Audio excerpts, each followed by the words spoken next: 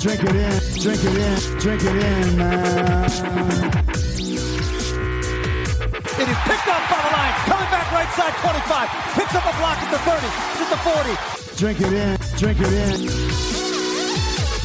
Drink it in, drink it in, drink it in, man.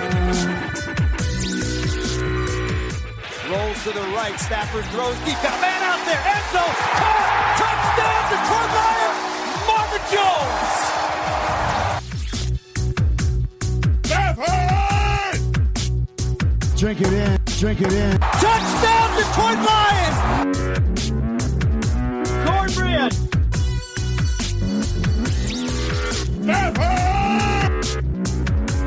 Drink it in, drink it in, drink it in, man. Detroit Koolaid drinkers, what is going on? It is a Wednesday. Thank you so much for listening to the Detroit Koolaid Cast. My name is Derek Oakrey. You can find me on Twitter at Derek Oakrey. Normally, this is where I introduce my co-host, my partner on the show, the one and only Grifka, but Grifka had something work-wise or life or whatever came up, and I said, don't worry, Grifka, I got this solo. So what I'm going to try to do today is I want to go kind of rapid fire. I only got, I got 2 to 3 main topics. Try to get through this in about 30 minutes or less. And yeah, I'm going to try to entertain you, going to give you some things to think about. I think it's going to be a great show. So everybody, thank you so much for listening. Let's dive right into it. We got no games to recap. We've got, off season to talk about. NFL playoffs are going on. I thought it was a great game, bunch of games this past week. I'm really rooting for that Kansas City, Tampa Bay Super Bowl, Mahomes versus Brady, all those skill players. That would be tremendous. But for the Detroit Lions, we're talking GMs and head coaches. Now, lots of rumor and innuendo going on. Lots of people all have their opinions. I mean, when it really comes down to it, do we really know who the best GM is for the Detroit Lions? I mean, a lot of people think we know. You really don't know these guys. You don't know what they're thinking. It's all about who they pick, how it works out, how they construct their coaching staff, their team, whatever it may be. So we really don't know.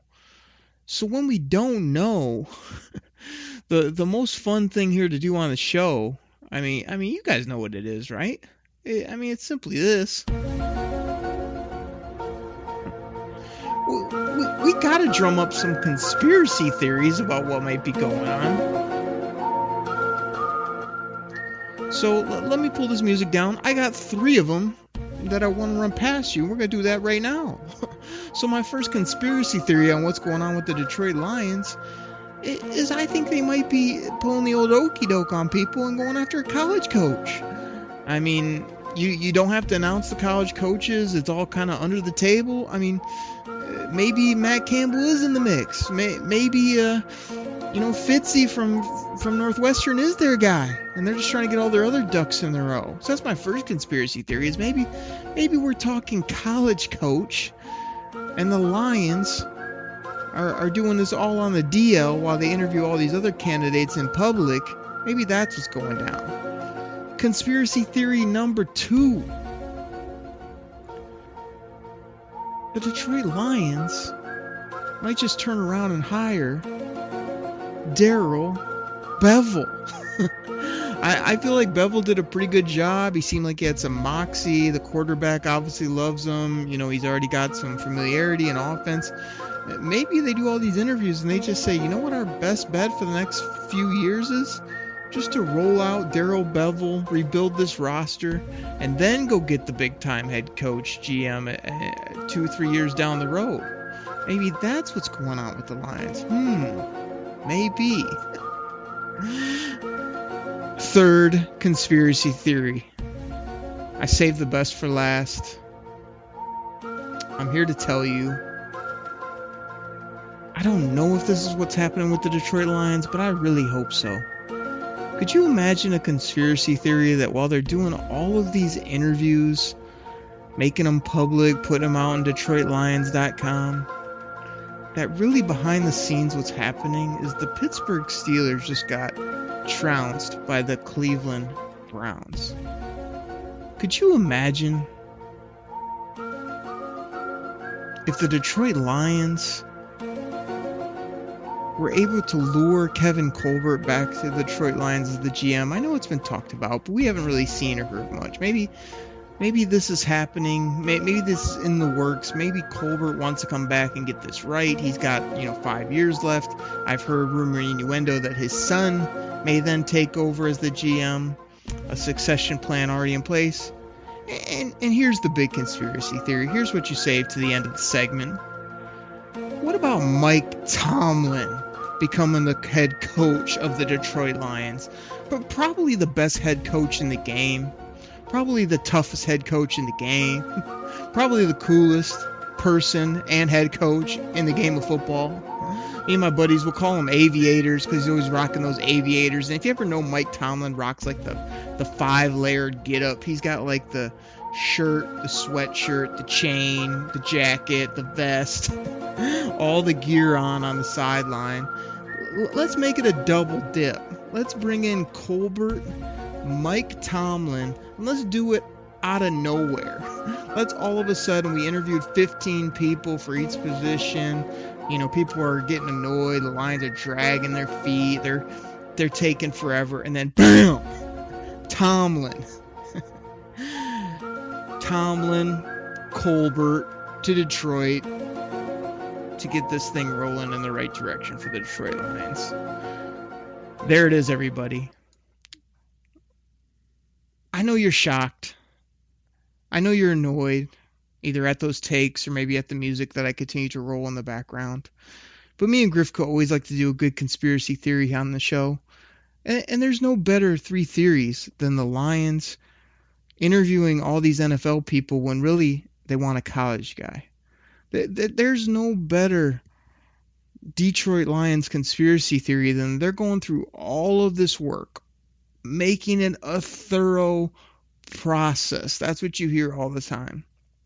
And in actuality, they loved what Darrell Bevell did so much. Matthew Stafford loves Darrell Bevell so much that he's his head coach no matter what. This has all just been a sham, and they're just going to go with Bevell. They're going to bring in some kind of no-name GM that no one's going to like, and they're just going to roll that out for the next few years and see how it goes for him. Darrell Bevell, I think, did some good things, as I said earlier. I think he's not going to get a head coach anywhere else, but could he get one in Detroit? I think it could happen, people. I think it's an underlying storyline that could happen, and I'm trying to just tee you up now in case it happens. You're ready for it. And then the third one, as I said, Kevin Colbert's been talked about. Would people like Kevin Colbert? Would they like to have him back based on what he's done in Pittsburgh and him being a former executive with the Lions and coming back and getting the president, CEO, top man in football type role, type title, as well as working hand in hand with a guy like Chris Spielman, as well as bringing his son along and grooming him as well to maybe just take this thing and transition right into the next regime? Absolutely. But wouldn't the cherry on the top be Mike Tomlin? Hey, he's been in Pittsburgh so long. It didn't go that well this year. Maybe he's just frustrated. Like, he's the greatest interview in the game. He's the greatest post-game interview, maybe in all of sports. I put him right up there with Dana White of the UFC as the greatest guy behind the microphone that we have here in sports right now. Just bring them both. Like, Mike Tomlin is a culture changer. Mike Tomlin is the type of guy that could flip this upside down, flip the attitude of players upside down and get everybody fired up. Players, people in the building, fans, alums. I know Benny Blades be fired up if Mike Tomlin comes in and his man Kevin Colbert come in and take over the Detroit Lions. So there it is. There's my 3 conspiracy theories of what might be happening behind the scenes. I'm excited to see what happens. Now, before we take our commercial break, we're talking about when will this happen. Like, I told Benny Blades on my other podcast, Believe in Lions, BLEAVN Lions with Benny Blades.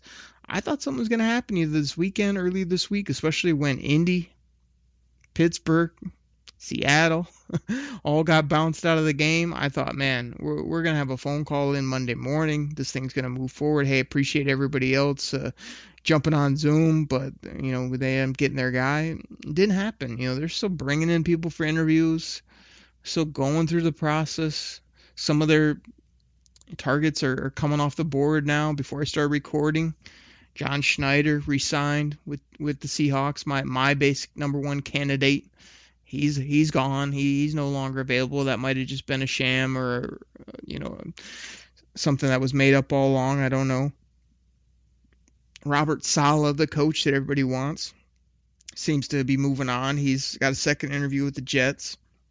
I wouldn't be surprised if he inks up either there or Philly before the Lions even have a chance to circle back, if that's what they want to do. It feels to me like the Lions don't want to move in the solid direction, probably because that's what the fans want. That's what seems to make the most sense, and they're going to pick the guy they feel most comfortable with or the person that they think is right, which unfortunately, as my time with the Lions, as a Lions fan, we've seen how that's turned out.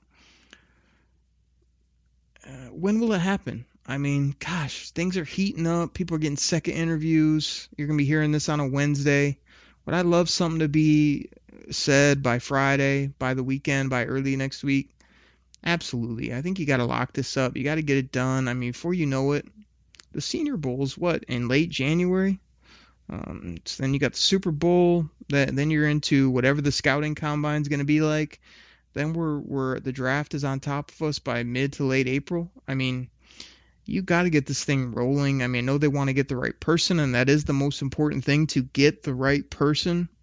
Kevin Colbert, Mike Tomlin. But, I mean, if Tomlin ends up being the pipe dream that we kind of all know he is, but you can get Colbert, let's go get that next best head coach and let's get rolling. Let's start putting a plan together. Let's start revamping the roster. Let's start getting rid of guys. Let's get our free agent plan together.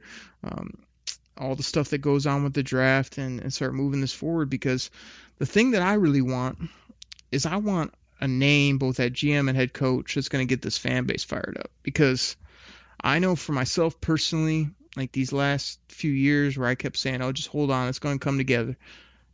Hey, listen to Matt Patricia, he's a smart guy. Hey, Bob Quinn, he's had some sneaky little draft picks. Between injuries, between bad play, bad coaching, bad picks that didn't pan out when you tried to give them more time than they needed. We're sitting here looking for something to hang on to. And right now we're looking to hang on to a name, a head coach and GM that people can be excited about, that people can get behind, and that can steer this thing in the right direction. And people don't even really care. If it's a popular name, people get excited. Nobody's looking at this team saying you got to win 10 games next year, you got to get to the playoffs, you got to be a Super Bowl contender. We're willing to be patient in that realm. But I think myself, the fan base, everybody out there, we're not willing to hear two no-name people, two people that are retreads that nobody has a big core belief in, be named head coach of the Lions, GM of the Lions, and have to hope and pray that they knew better than everybody else. They figured it out. We had no idea what we're talking about. And in 3 years, it's just, the greatest situation ever here in Detroit. We don't want to do that. We want to get the fans fired up. We want to get the roster figured out of what the plan is. We're willing to wait a little bit, but we'd love to get some W's before it's too late in the game. So that's the first part of my show. 3 conspiracy theories. I'm not going to give you the same old info that everybody else is giving you about the exact people that interviewed. You guys know who those names are. You guys know who your top names are. I thought I'd give you those fun conspiracy theories, as well as just fire you up a little bit that, hey, in a week or so, we're probably going to have a new GM, a new coach of the Detroit Lions. Who it is, I really don't know right now, but I got my fingers crossed. I'm hoping it's somebody exciting, and I'm ready to get this thing rolling. So everybody, drink that in, as you know we normally do on the show. I mean, that's what we do. We serve up that Detroit Kool-Aid. We tell you to drink it in every week you're on the show. Drink it in, man. We serve it up a couple side items of cornbread. Cornbread. Everybody, Please, we're going to take a quick break. We'll get our sponsor in here, Anchor Podcast. If you haven't checked out Anchor Podcast yet, you got to check them out. If you got some great takes on sports or music or any of your interests, you go start up your own show at Anchor Podcast. Check them out. And then there'll also be a quick ad here for my other podcast. I mentioned it earlier. Believe in Lions on the Believe Podcasting Network, where myself and Lions legendary safety Benny Blades chop it up and talk Lions on Thursday mornings. That drops on all your favorite podcast platforms. So people really enjoying that show. I love doing this Detroit Koolaid Cast and that show. And sometimes I like talking with Grifka, but I like getting on the mic here for solo as well and dropping some knowledge. So you're going to hear those ads, but you better stay tuned, because when we come back, I'm going to break down the top 7 picks in the draft. I'm going to give you guys how it could shake out for the Lions, and I'm also going to give you probably 6-7 names that are going to be sitting there at number 7 that the Lions are going to have to pick between, and who to pick, why. We're going to get into all that on the back half of the show. Everybody, we'll be right back. What's going on, everybody? This is your host, Derek Oakrey of the Detroit Koolaid Cast, and this is normally where I tell you about some of our great sponsors, but today I want to tell you about my other Lions podcast. It's called Believe in Lions, and that's spelled BLEAV on the Believe Podcasting Network, with both myself and Lions legendary safety Benny Blades. Yeah, you know who he is, the hard-hitting safety Benny Blades. Played for the Lions. He also played for the U. You know what it is, the University of Miami, those Miami Hurricanes. He mentions it multiple times on the show. Benny loves to talk about his Hurricanes, his Lions, and I love to play this soundbite on the show. We have a ton of fun on that show. We laugh, we joke, we talk Lions. Like I said, he brings up the Hurricanes. I talk about my Michigan Wolverines. It's a really fun show. Benny loves the Lions. He tells great stories from his playing days, as well as we're just rooting on this team. We BLEAV in the Lions. So please go ahead, find it on your favorite podcast platform. Hit that subscribe button and check it out. Share it with a friend. We really appreciate it. So check out Believe, BLEAV in Lions, with myself and Benny Blades. Thank you guys so much. What's going on, Detroit Kool-Aid drinkers? Appreciate you listening to our sponsors. That really helps out the show. Please go check them out. Please go check out my BLEAV in Lions, my Believe in Lions podcast with myself and Benny Blades. And I'm just here to tell you that it's about to get real up in here. And you know how I know that? It's when this music drops. Oh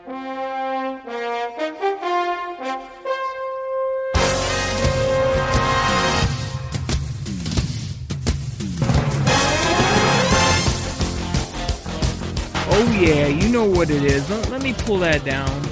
You know that's that old NFL primetime music. I got a whole mega mix that's just going to roll in the background while I talk to you guys about the NFL draft. Now, I told you about players to know. I talked to you about some strategy, maybe how it's going to go down. But I'm here to go through picks 1 through 7 today and get you guys all fired up. So let's just dive right into this with the first pick in the 2021 NFL draft. You guys know who it is. It's that beast Trevor Lawrence from Clemson. You know he's going to the Jacksonville Jaguars along with Urban Meyer and all those offensive skill players they got there. That's a no-doubter.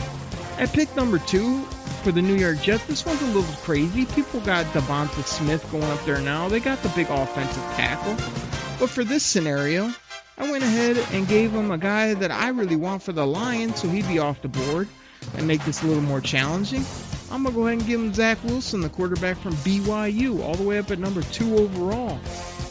With the third pick, we're looking at the Miami Dolphins. They acquired this pick by trading with the Houston Texans.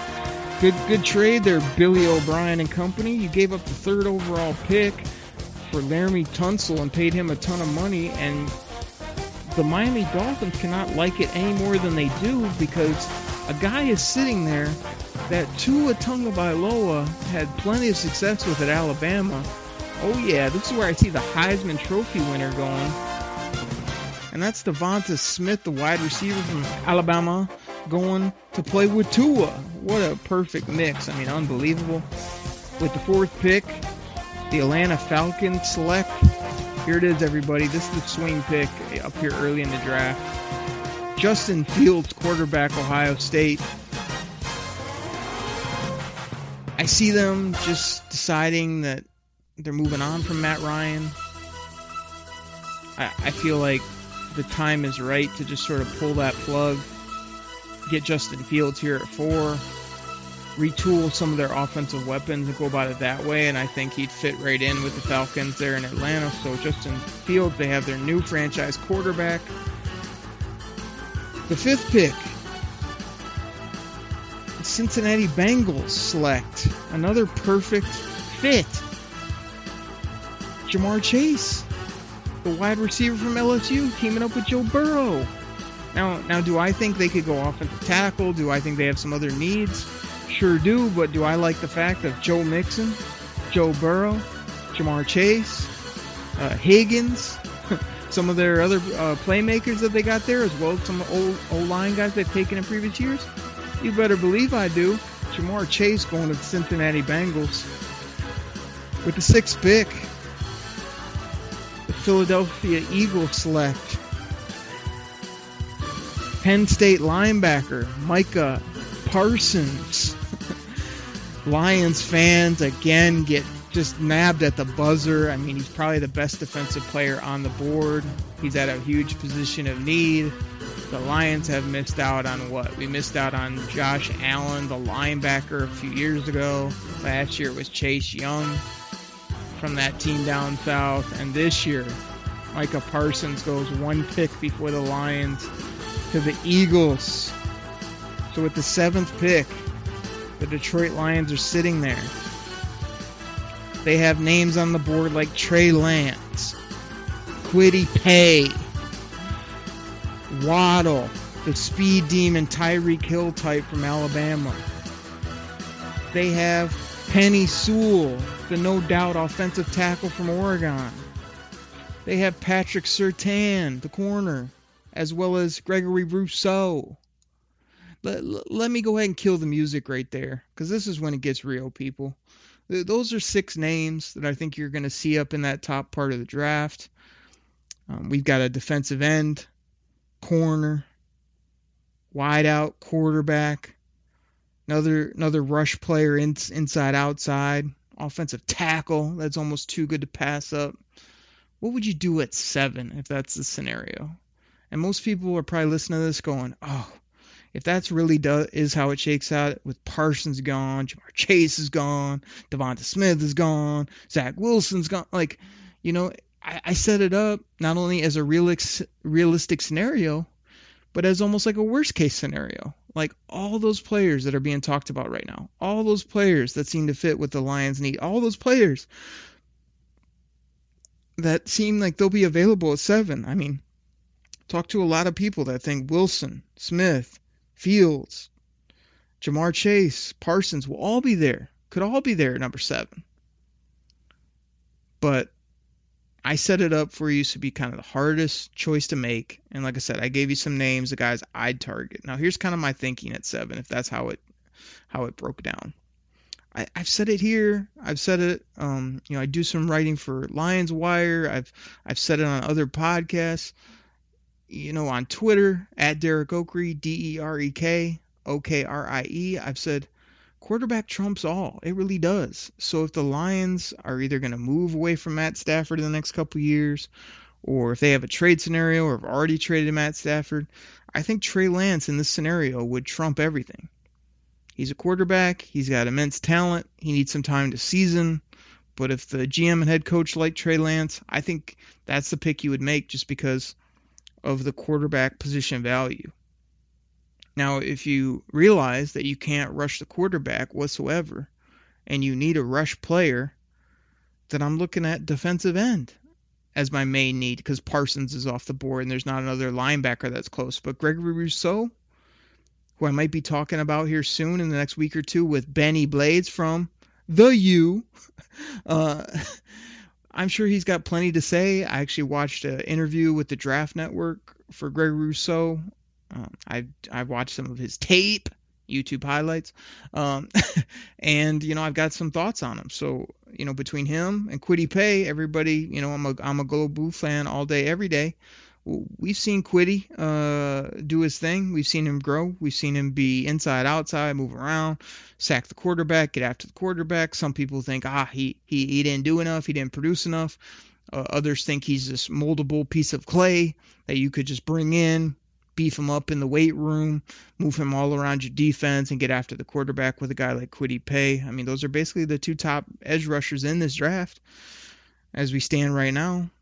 You got Waddle, the kid from Alabama, like I mentioned, getting comparisons to Tyreek Hill, crazy speed. He had the injury this year as well as looked really bad in the championship game just because I don't know what he was dealing with that ankle still, but he was just barely hobbling off the field, yet all of a sudden he'd look fine again and make a catch, and everybody's talking about his toughness and how it was crazy that he went out and played for his teammates. I mean, I just thought he looked horrible the way he was collapsing there on his leg, but he was still able to play. I don't know, the doctors would put you out if you were that hampered, but Waddle's not my favorite, but if those top two receivers are off the board and you're dead set of trying to get a game changer deep threat, he could be in the mix. Here's the trouble with Penei Sewell, the offensive tackle from Oregon. This guy, I've heard he's basically one of the most solid tackles to come out, just one of the top prospects, probably the top 3 or 4 prospects in this draft. If he was the fault of the Lions and you just paid Taylor Decker, and here's my thing with tackles, there's certain guys you can just say, hey, you're going to have to play the right side, and they're able to do it, or they're more of a road grader type, so it works out. But there's other guys, man, they just play left tackle, and that's what they do. I don't think you'd want to take a Penei Sewell and move him to the right side. I don't know that you'd want to take him, let him be your left tackle, and tell Taylor Decker, who you just paid, that he's got to figure out the right side. But it's hard to turn down an offensive tackle too, especially when we got those issues on the right side. I know people have some, hopes for Crosby. People will tell me, Zavitai's got to stay based on his contract. Hey man, if you're sitting there at 7 and Penei Sewell is there, who could go as high as number 2 or 3 in this draft, you really have to consider it. I don't know how you could move those pieces around. Could you take Sewell and make him a franchise left tackle, and since you already paid Taylor Decker, just make him figure it out on the right side? He always says he's a good teammate. He just wants to do his craft. He would be signed, so he would basically have to learn that position and lock down that side, and then you'd have the beast here, Penei Sewell, on the left. So something to think about. And the reason I put Surtain on this list, the corner from Alabama, is because I really don't think the Lions have enough corners yet. I know people want to just come on here and always be like, we got Okudah, he's going to be good, which I think he will be as well. We paid Justin Coleman. Trufont's contract is ironclad. He can't get rid of him. And you got A.O. in the background. I mean, you know that man, A.O., he's a growing corner. We talk about him all the time on the show. A.O. Oh, baby! You know who he is. You guys know the soundbite. And it's like, he's aight. he ain't that great, as Grifka would say. I mean, he's a 3-4 type corner at best, in my opinion. But put Surtain and Okudah together, two pretty much lockdown top prospect type corners, and then you either get rid of Justin Coleman and use that money in other places.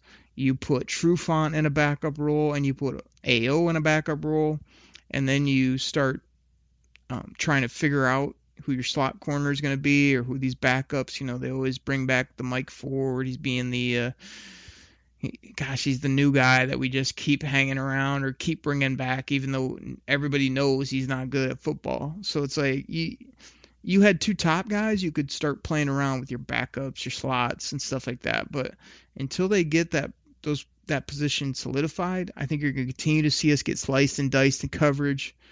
I think you're going to see us continue to struggle when it comes to stopping other teams, especially nowadays in a passing league. So it might be a boss move to sit there at 7. Hey, man, all these other people we really wanted are off the board, the fancy receivers, the top flight, flashy quarterbacks, and the big, nasty linebacker. Let's just go ahead and take ourselves another top corner. Let's pair him up with Okudah. Let's slide everybody else down the depth chart. A.O., Trufant, if you keep Coleman around, and some of these other backups. And now we might be able to lock up on the outsides. So I don't think that's a horrible scenario either. So, like I said, if this was to be the actual scenario, I know I said I'd take quarterback above all else, but I guess my best case situation looking at this right now, if I'm making the pick and these are the guys on the board and we're talking about this in early January here, I'm probably going to lean towards Kwity Paye or Gregory Rousseau. I know a lot of people now seem to have Paye up top. They really like his upside. I really like what I saw from Rousseau. He just always seemed to get after the quarterback, sack fumbles, seemed really long, seemed like a really good, like a replacement guy. I hate to do this, but you pretty much know Okwara is going to walk. So if you could plug this guy in, he seemed like Okwara to me. He's smart, funny, athletic, long, finds ways to get after the quarterback time and time again. Benny Blades told me we got to have a hurricane on the Detroit Lions in order to win. So I'd probably take, with the 7th overall pick, Gregory Rousseau. And I might as well play the soundbite while I'm here on the show. You know where he's from. The U.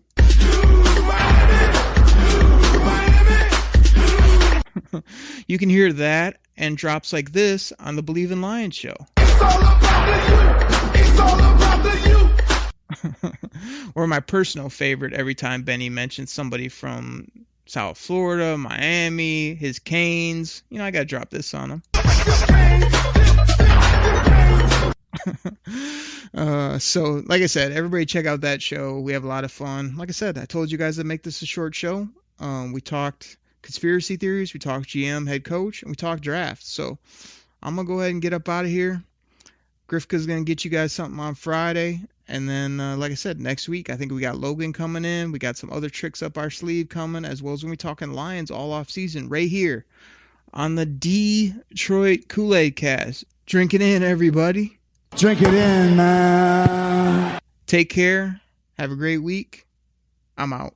Pack the bag, start the plane. This game is over. It is over. What a comeback by the Lions. Drink it in.